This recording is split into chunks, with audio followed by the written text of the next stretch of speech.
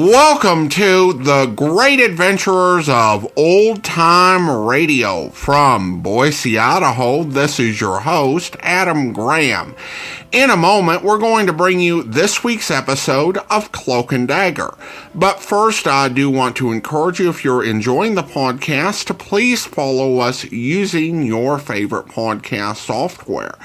And, today's program is brought to you in part by the financial support of our listeners. You can support the show on a one-time basis by mailing a donation to Adam Graham, P.O. Box 15913. That's P.O. Box 15913, Boise, Idaho 83715. And you can become one of our ongoing Patreon supporters for as little as $2 per month. Go to patreon.greatdetectives.net.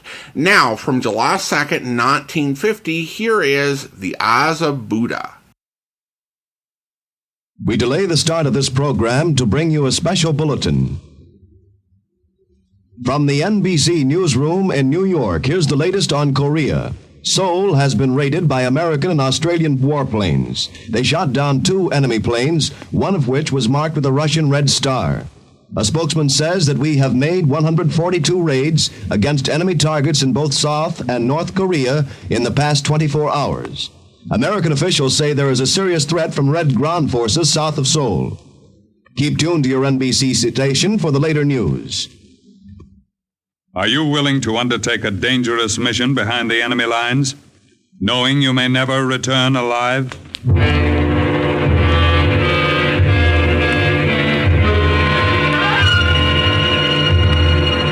What you have just heard is the question asked during the war to agents of the OSS. Ordinary citizens who to this question answered, yes. This is Cloak and Dagger.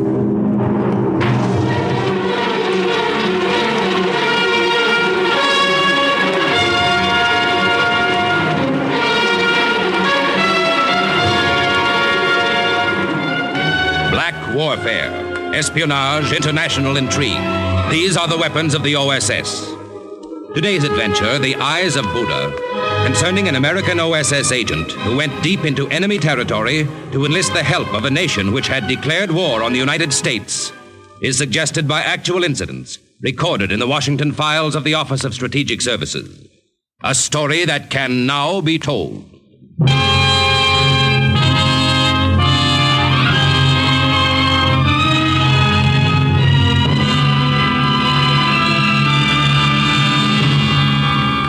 In 1944, the tiny kingdom of Siam was officially at war with the United States.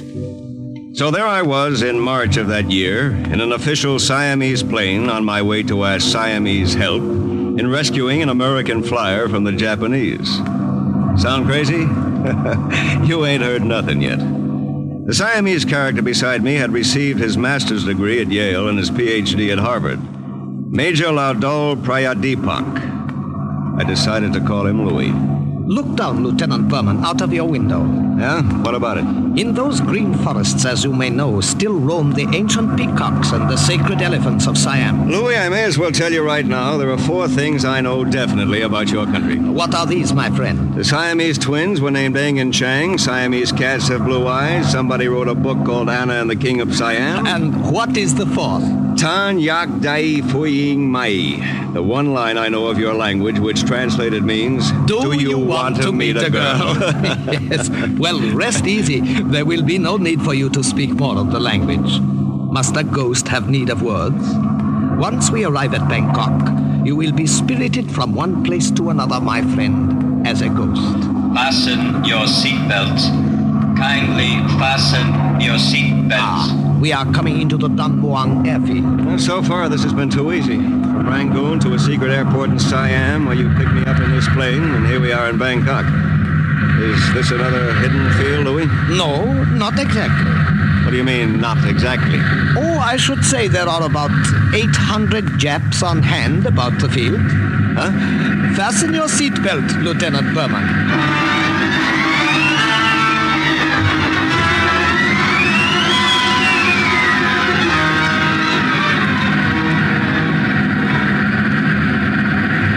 The official Siamese plane with the sacred white elephant painted on the side slid right across the field and taxied past hundreds of Jap soldiers guarding the runway. The hangar door at the west side of the field opened. The ground crew rolled the plane in. Then the door slid closed again, as if we had been swallowed up. Louis and I climbed out of the plane.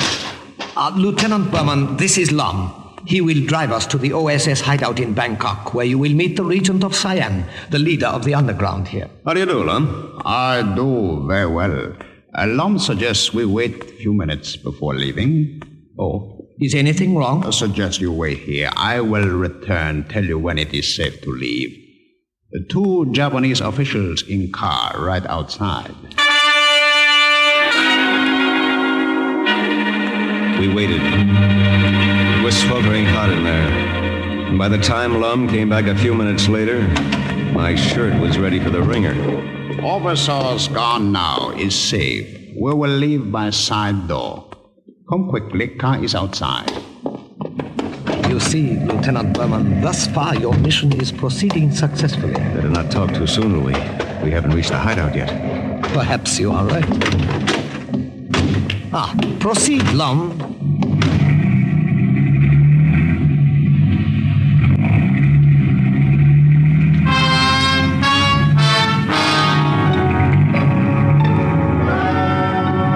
Lum drove us right through the downtown district of Bangkok toward the palace, which is being used as underground headquarters. As we drove through the streets, I could see Jap pillboxes in the internment camp, and everywhere around us, walking the streets, guns in their holsters, were Japanese. Then we turned at a busy intersection, and it happened. Lum, what is it? What is wrong with that horn? I do not know, Major. I do not know. It's stuck. Will not stop. Oh, great. Everybody's turning around to look at us. Can't you do anything about that? Little horn. A little horn. Quiet. Talking to it isn't going to help, Lum. Stop and yank out the wires. Little horn. Do not blow. Do not blow. This is very unfortunate. My friend, you've a gift for understatement. Lum, we are causing too much attention. Do as the American says. A horn, please. I beg of you. Quiet. Nice little horn. Pretty little horn. Lum, stop the car and pull out the wires. Oh, there's no need, Major. It has stopped by itself. All I had to do was speak nicely to it. Oh, my aching back.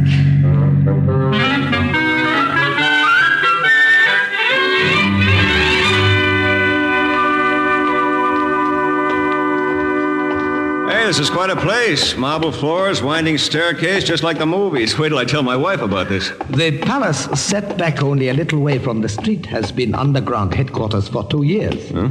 At all hours of the day, Japanese soldiers march up and down in front of it. Yet none of them know what is going on inside. Well, you can be sure of one thing, Louis. What is that, Lieutenant? I won't tell him. After you, my friend. The servants have prepared dinner for us. You must be hungry. We will eat now. Only a couple of miles away were camps where Allied prisoners lived on little more than bread and water. Yet here I was, an American, right under the noses of the Nips, consuming a dinner that began and ended with iced beer and included roast duck and freshwater prawns, salad, curried beef, dried fish, topped off with large bowls of fresh bananas and pieces of sumo, the Siamese improvement on grapefruit.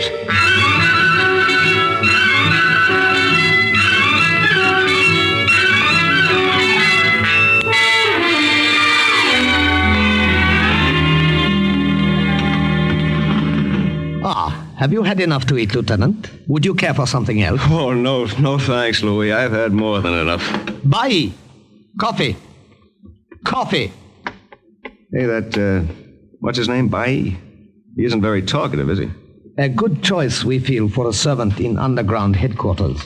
He hears nothing and repeats less. Bai is a deaf mute. Tell me, Lieutenant Berman, what did you do before the war? Me? Oh, I was a stunt pilot. I barnstormed all over the country in old crates and jennies, anything that had wings. I got a trunk full of tin medals for almost getting my neck busted. Oh, I see. Now, look, Louis, I admire good pilots. And one of General Chennault's hot flyers is a prisoner of the Japs. Somewhere around here. If anybody's going to get him out, I'd like to be the one to try it. We will see to it that you get your chance, then. When is the Regent coming? I'm anxious to meet him. Oh, he will be here. After midnight. After midnight? Yes, you see, this is the evening of the Japanese Admiral's birthday. It was necessary for the Regent of Siam to be there, out of friendliness, of course. About 12:30, he arrived. He was dressed elegantly in a white silk coat and white pongee trousers. On his head was a delicately embroidered turban. This was Luang Pradit Manodharm, Regent of Siam and head of the Siamese underground. I trust you will forgive me for being delayed. Oh, that's all right. The Japanese admiral would never have forgiven me for leaving his party. Major, some more brandy for the lieutenant. Of course. How about your mission? Well, several months ago, one of General Chennault's best pilots crashed on the Burma-Siam frontier. Other members of his flight reported that they saw the plane go down, settle in the spreading banyan tree.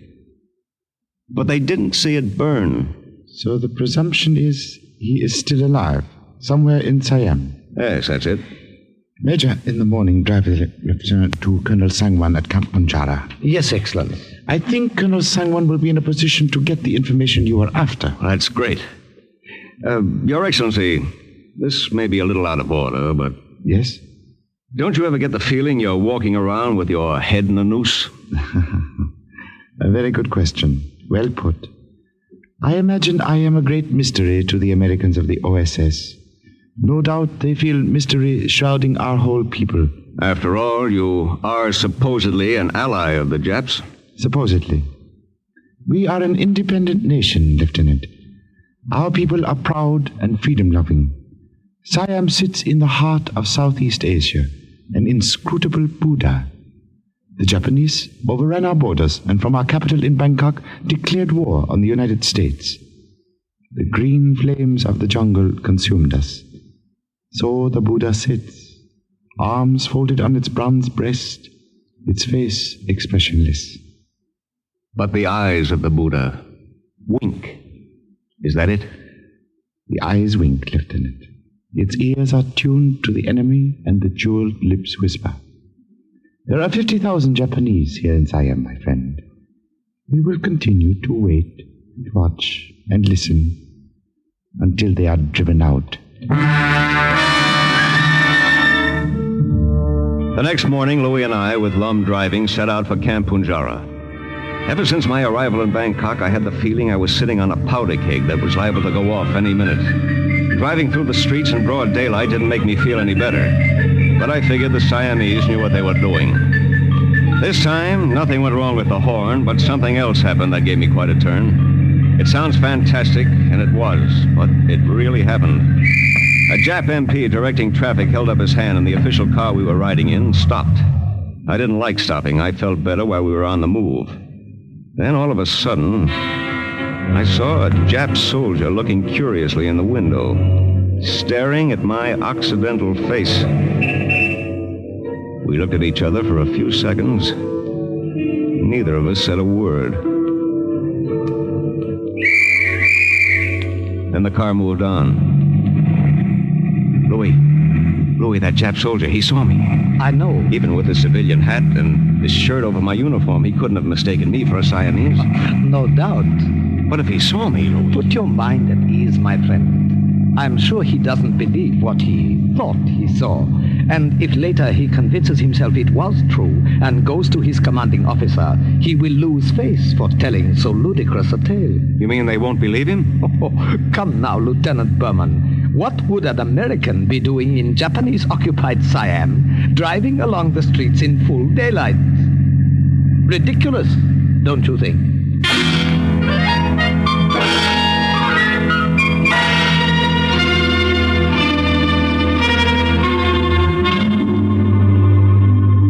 You have come to the right place, Lieutenant Berman. Well, I'm glad to hear that, Colonel Sangwan. I have heard of the flyer you seek. I know the prison camp in which he is now being held. Hey, that's great. When do we start? And not so fast, Lieutenant. We must make plans first. This is not a matter to be undertaken lightly. Come, we will have dinner first, and then we will discuss the problem. Dinner, Colonel Sang-Wan, I've been wined and dined ever since I got to Bangkok, but I haven't done a thing. Ah, my wife Tara. We will dine, then we will talk further.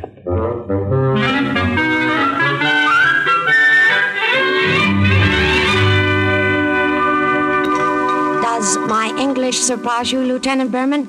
I was educated in America. I am a graduate of Wellesley College. It was not your English which made the lieutenant observe you with such interest, my dear. It is your appearance.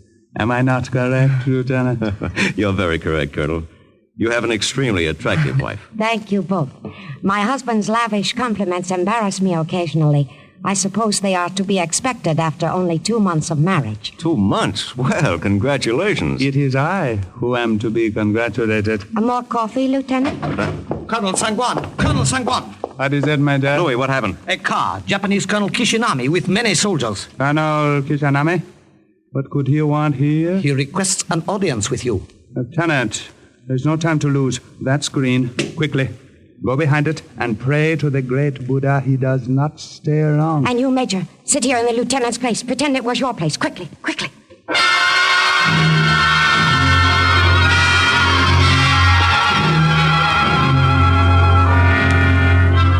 Nobody had to tell me to be quick. I got behind the bamboo screen and Louis slid into my chair at the table. Then he stood up immediately with Sang-Wan as Kishinami came in, a great ornate sword swinging from his side. He stood so close to me I could have reached out and touched that sword. Would you care for some coffee, Colonel Kishinami? No, thank you.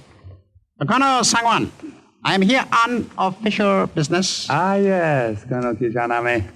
What can I do to help you? We have discovered a clandestine airfield in this territory. Surely it is not so close to this camp without your knowledge. Airfield? Oh, certainly, certainly. It was constructed as a temporary emergency landing field some years ago. It has been infrequently used. Our observation shows it to be in excellent condition and indicates constant activity. I cannot believe this. Let me accompany you and see this airfield. Taba, my dear, you will forgive me? Of course. I will be here. It happened so fast I couldn't believe my eyes. As the Siamese colonel turned to say goodbye to his wife, that treacherous Jap sword was whipped out, and Sang-Wan was very neatly decapitated. Beheading Sang-Wan must have been the signal for the Jap soldiers in the room to take out their guns. But before they could do anything with them, Taba sprung at Kishinami, and with a meat knife from the table, stabbed him through the heart. A nipped soldier tried to get at her, but Louis got him first.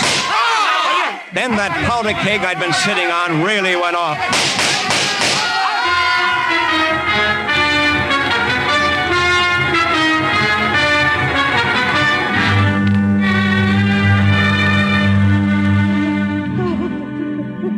With their leader killed, they did not have much heart left for the fight. They are gone now. But, Louis, I don't understand it. Nor I. What brought on the assassination of the colonel? That phony errand he came on was just an excuse to get in. It is possible that the order has come for the total subjugation of our people by the Japanese. If true, it is open war from now on. Will there be another attack tonight, you think? If so, we are armed and ready. There is nothing to do but wait. What about Tava? Is there anything I can do for her? No. She is one of my kind. It is best to let me console her, Lieutenant. Thank you on her behalf for your kindness. Married 2 months. What a lousy shame. Go to your quarters. We will wait. Nothing further occurred that night, but none of us slept. In the morning, a big black official limousine drove up. It was the Regent of Siam. I have received an apology from the Japanese government for the incident last night. They are quite adept at apologizing. My husband has been killed, and you call it an incident, Excellency? Yeah, how about that? It is my belief that the order for the subjugation of Siam had been issued by the Japanese High Command, and rescinded because they did not believe the time appropriate. But what about last night, Excellency? Evidently, through some oversight or the difficulties of communication, Colonel Kishinami had not been warned that the plan was off. It is my belief that all will be quiet now, for a while. Shall we sit quietly once more and wait for them to attack us again while our backs are turned? There are many of us in the underground. Tava is right. Let us attack them. Let me avenge my husband. Now listen, wait a minute. You've played a waiting game so far. Wait a while longer. I know the fuse is burning close, but wait. That time is past, Lieutenant Any Raymond. open act on your part will really make the Japs crack down. Right now, Siam is the best listening post the Allies have in the East. Believe me, Washington knows what it's doing. You're a better help that way. The Lieutenant is right. We will continue to be a docile puppet state and sell out the enemy to the Allies. But, Your Excellency... I say we will wait. I have myself promised President Roosevelt that we Siamese will continue to be loyal and silent. We will wait until we are told otherwise. Did you get the information you came after, Lieutenant? No, Colonel Sangwan was going to give it to me before... I know the camp you are looking for, Lieutenant. I will tell you what you want to know.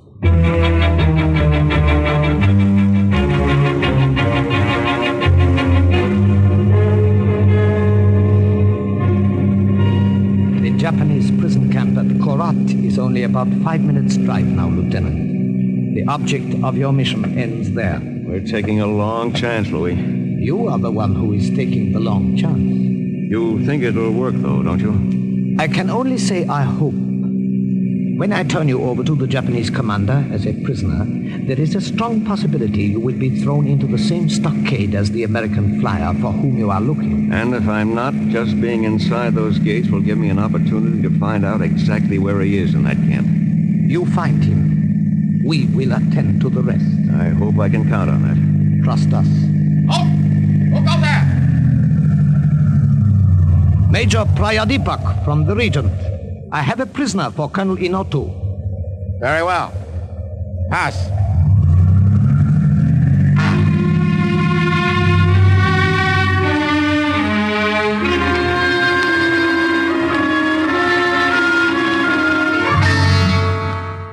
I am indeed indebted to you for bringing this prisoner to me, Major. I have brought him, Colonel Inotu, with the compliments of the Regent of Siam. Is it not to be expected, since we Siamese are the allies and the friends of the Japanese? Of course. You will be cooperative and answer my questions. You understand? I don't know any answers. How did you get here? He just told you my plane crashed near the border. What was your mission? How many were with you? Were you headed for a secret airport in Siam? Which one? Where is it? Who is your contact? You're crazy. I haven't any contact. I tell you, I just crashed. This American is going to be stubborn, I fear, Major. Give him time. He will break down. They all do. Unfortunately, they do not. The American flyer we have had interned here for some months has resisted all our efforts to obtain the truth. Is it not possible he has told you all he knows? Oh, come, Major. You Siamese are too trusting. Perhaps, Colonel Inotu. Perhaps you are right. American, I will have you taken to the stockade, where I ask you, take good look at the other flyer. Look well at him. Know that our worst fate awaits you if you do not cooperate. Sergeant. Yes, Colonel Inotu. Throw this prisoner in the stockade on the west side of the camp. I will deal with him later.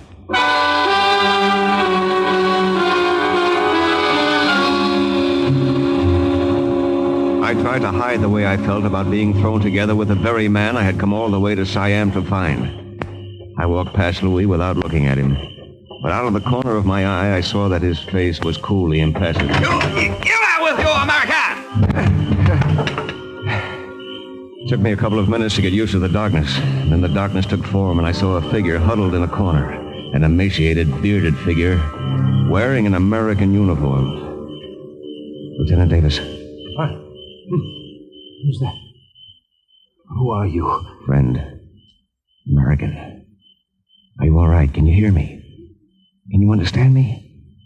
I've come to get you out of here. Come here, closer. Let me see you. You are an American. I don't believe it. Colonel Innertool told me to take a good look at you. I am. Now I'd like to go back and take a good swing at him. You heard that? What are you doing here?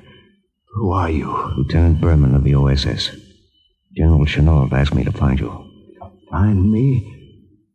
Get me out of here. Listen, don't talk, just listen to me.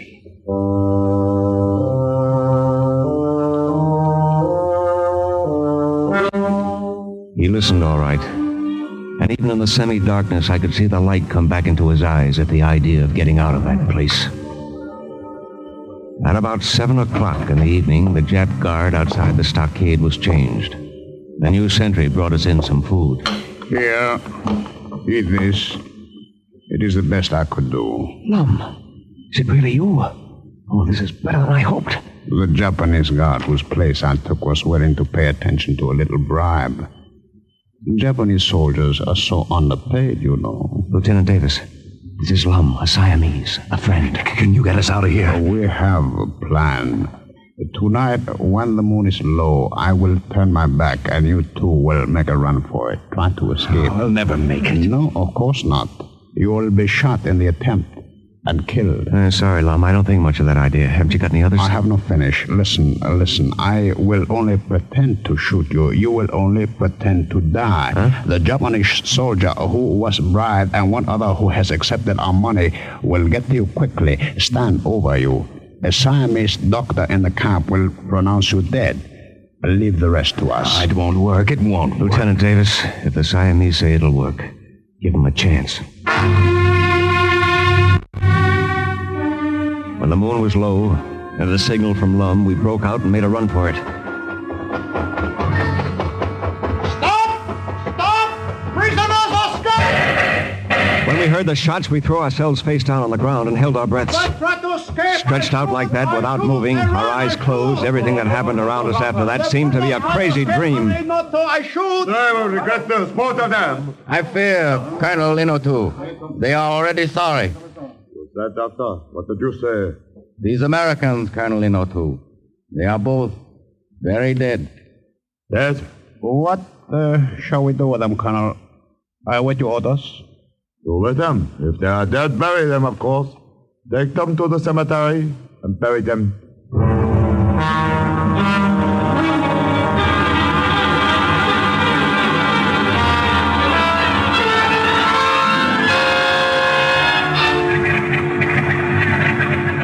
Now that our plan has worked, Lieutenant Berman, I may as well tell you I was never sure it would turn out this successfully.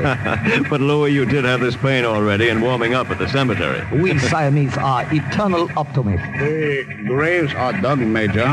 What shall we do? We will say goodbye to our friends, the Americans, first, Lum. Then we will go back and throw the dirt over the empty graves in case Colonel Innertool comes to inspect them. A plane. To get on the plane again. Out of this place. A plane going home. I pray, Lieutenant Davis, that you will both return to our land one day in happier times. I assure you of a greater welcome and far greater hospitality. And now, goodbye, and a pleasant journey. Just before we took off, Major Laudol Prayadeepak presented each of us with a green velvet box. In them were cufflinks of pure gold and pounded ruby dust, with the initials AM for the boy king Ananda Mayidol, and a golden crown for the mark of the dynasty. A royal present from the king of Siam.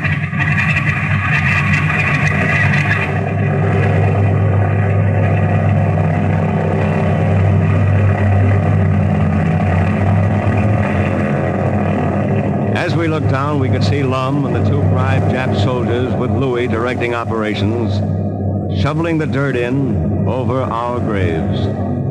Thus, on April 18th, 1944, Lieutenant Davis, the missing pilot of the Flying Tigers, was rescued from the Japanese prison camp and rejoined his unit. And once again, the report of another OSS agent closed with the words, "Mission accomplished." Listen again next week for another true adventure from the files of the OSS on Cloak and Dagger.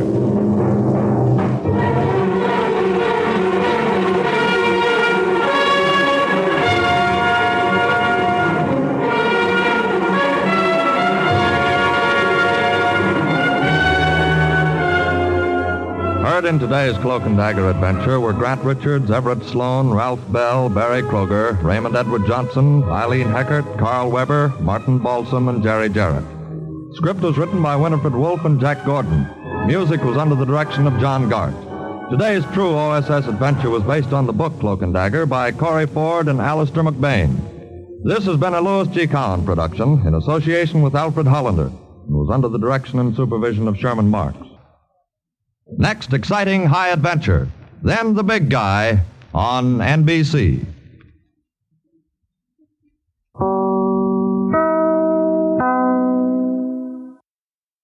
Welcome back. A really good tale, a lot of excitement, a lot of food. Now, out of curiosity, I went ahead and picked up my copy of the book Cloak and Dagger. Now, I intend to read through this book before we finish the series, but I've been engaged in another project, so I haven't got around to reading the whole book because, just haven't had the time. But I recalled when I was flipping through it that I saw this chapter title, and I decided to read that chapter because each chapter is self-contained. This specific adventure didn't happen exactly as told on the radio, at least not in that chapter. The chapter in the book, Cloak and Dagger, gave a general overview of OSS activity in Thailand, which is what Siam is now called, and the ways that the OSS and the Thai resistance coordinated together. There are some incidents that are drawn directly from the book. For example, the incident with the horn is something that came right out of the book. The description of the dinner is lifted word for word. And then you also had the story of a crash pilot whose return was requested by Chenault. However, the rescue was actually effected by members of the underground without a U.S. Operative involved who bribed Japanese guards, and in a less interesting turn than in the radio play, they took him from a wood cutting detail to a secret clearing where he was flown away. So this story is a bit of a composite of several events that happened in Thailand. There's an element of fiction about it, but an even bigger element of truth, as the episode highlights the cooperation between the OSS and the underground in Thailand, which definitely was true, and the vital role that Thailand played in helping win the war, and being that key intelligence post while pretending to be subservient to the Japanese. One thing I appreciate about this series is that so far they don't make the American agents look like some superheroes helping out hapless local populations. This series gives respect to our allies, whether you were talking about Malaysian tribes or the French underground or this sort of Thai government that was pretending submission to the Japanese while doing some of the most vital intelligence work of the war. You even had this point where the lieutenant, was just expressed his confidence that these people knew what they were doing and were going to help them escape and that they would trust them with their lives. And it's important to honor that they were these great partners with us in this great battle for liberty. Well, now we turn to listener comments and feedback.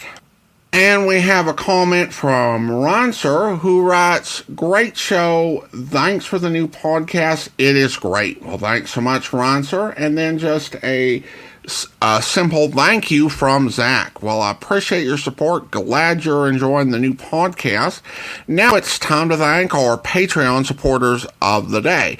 Now, for those listening on the Great Detective podcast, for Great Adventurers, we've essentially created parallel podcast Patreon tiers. So there's adventurer names for your familiar Great Detective tiers.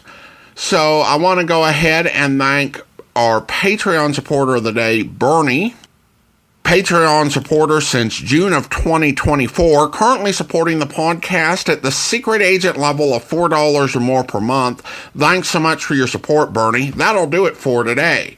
We will be back next Saturday with another episode of Cloak and Dagger. The Great Adventurers of Old Time Radio will return on Tuesday with an episode of Flash Gordon. And the Great Detectives will be back tomorrow with our first listener support appreciation special. In the meantime, do send your comments to box13@greatdetectives.net. Follow us on Twitter at Radio Detectives and check us out on Instagram, instagram.com/Great Detectives. From Boise, Idaho, this is your host, Adam Graham, signing off.